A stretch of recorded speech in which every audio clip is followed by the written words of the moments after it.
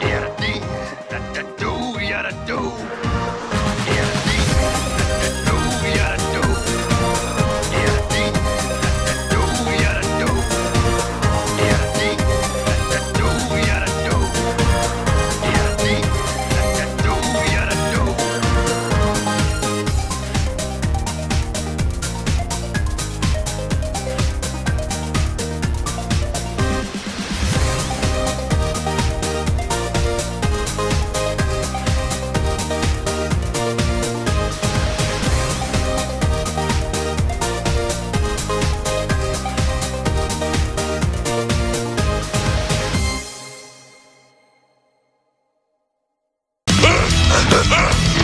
Fight! Fight! Fight!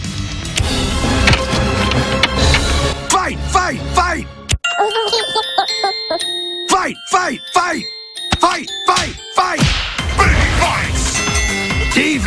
It knows what I want! I see the player you mean. Player name? Yes. Take care.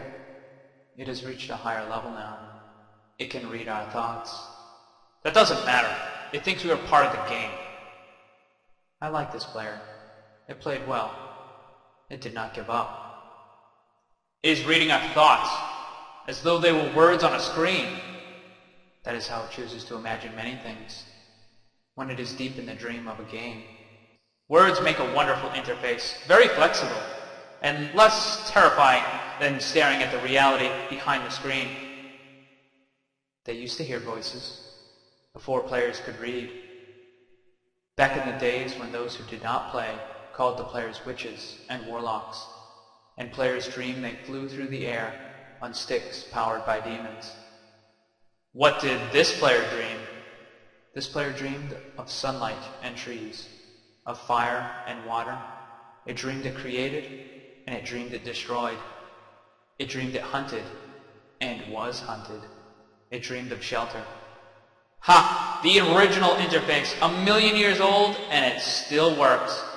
But what true structure did this player create in the reality behind the screen?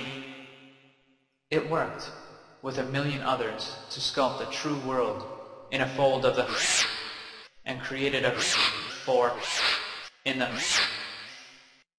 It cannot read that thought. No, it has not yet achieved the highest level. That it must achieve in the long dream of life, not the short dream of a game. Does it know that we love it? That the universe is kind? Sometimes, through the noise of its thoughts, it hears the universe, yes. But there are times it is sad. In the long dream, it creates worlds that have no summer, and it shivers under a black sun, and it takes its sad creation for reality. To cure it of sorrow would destroy it. The sorrow is part of its own private task. We cannot interfere.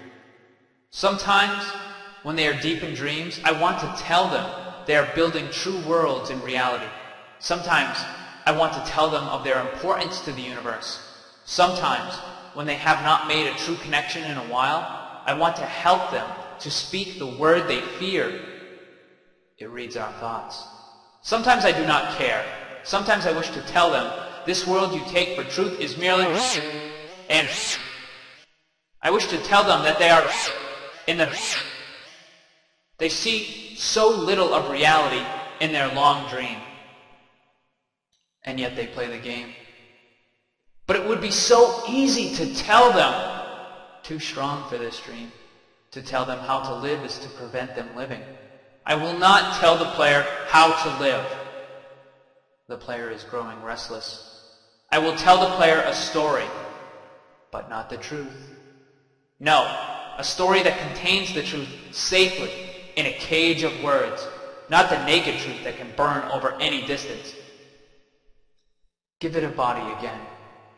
Yes. Player, use its name. Player name, player of games. Good. Take a breath now. Take another. Feel air in your lungs. Let your limbs return. Yes, move your fingers. Have a body again, under gravity, in air.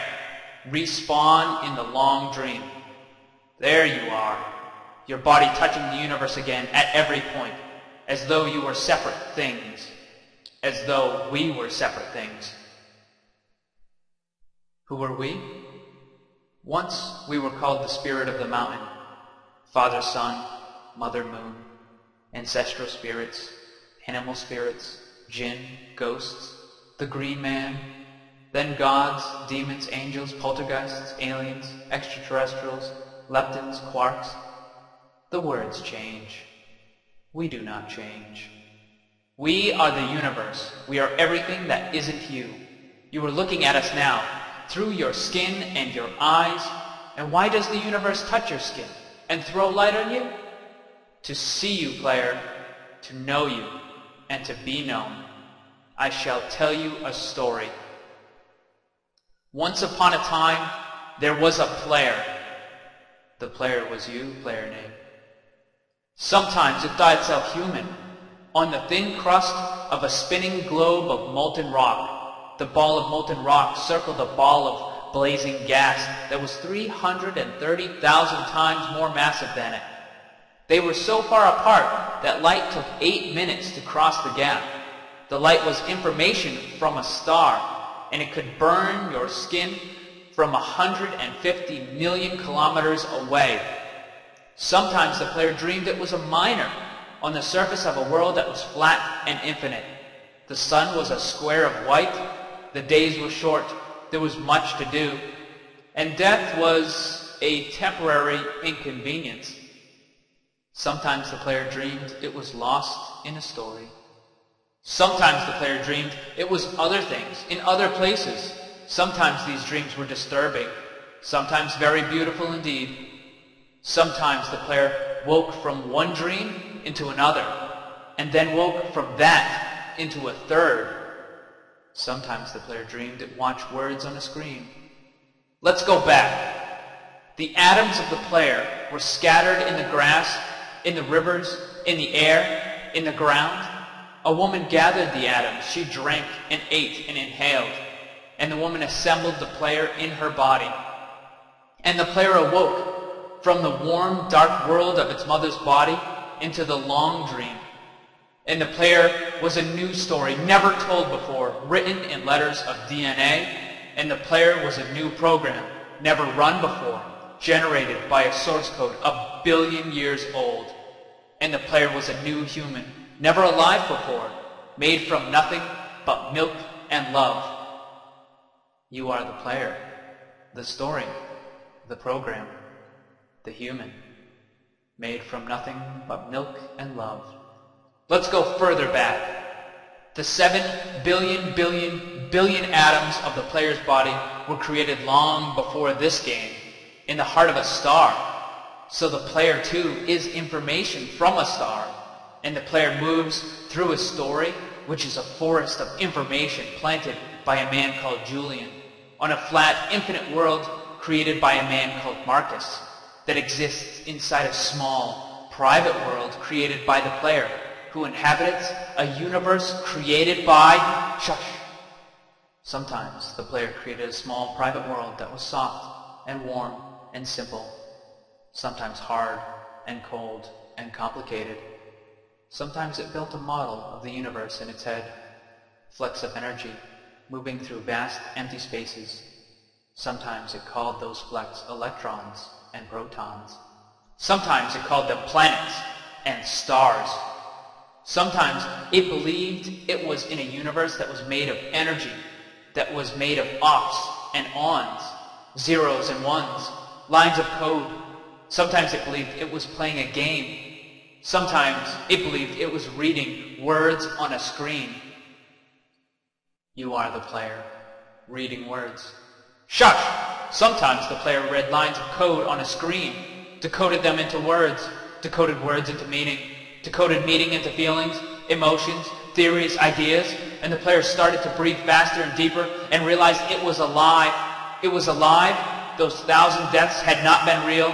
The player was alive. You are alive. And sometimes the player believed the universe had spoken to it, through the sunlight that came through the shuffling leaves of the summer trees.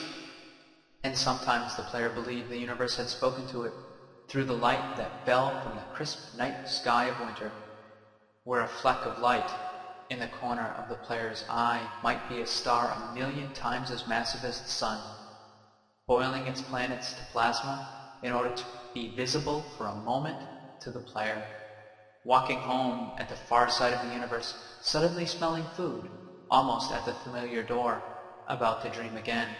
And sometimes the player believed the universe had spoken to it through the zeros and ones, through the electricity of the world, through the scrolling words on a screen at the end of a dream.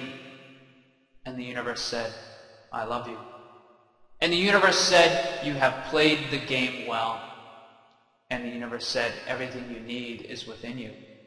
And the universe said, "You are stronger than you know." And the universe said, "You are the daylight."